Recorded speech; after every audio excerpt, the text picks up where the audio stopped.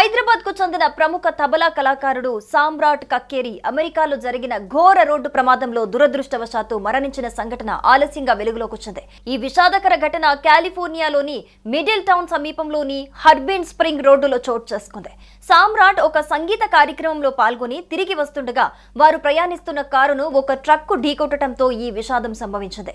రాత్రి సమయంలో రోడ్డుపై అధిక వేగం లేదా డ్రైవర్ అజాగ్రత్త కారణంగా ఈ ప్రమాదం జరుగుండొచ్చని పోలీసులు అనుమానిస్తున్నారు.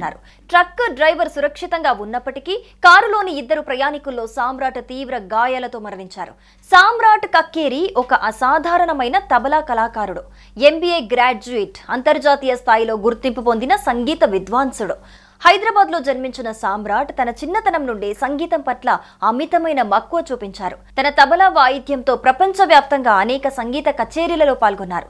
భారతీయ సంగీతాన్ని అంతర్జాతీయ వేదికలపై ఆవిష్కరించారు. 15 సంవత్సరాల క్రితం అమెరికాకు వలస వెళ్లిన సామ్రాట్ అక్కడ స్థిరపడి ఒక అమెరికన్ మహిళను వివాహం చేసుకున్నారు. వారికి ఒక చిన్నారి కుమార్తె ఉంది. ఆమె ఇప్పుడు తండ్రి లేని లోటును ఎదుర్కొంటోంది.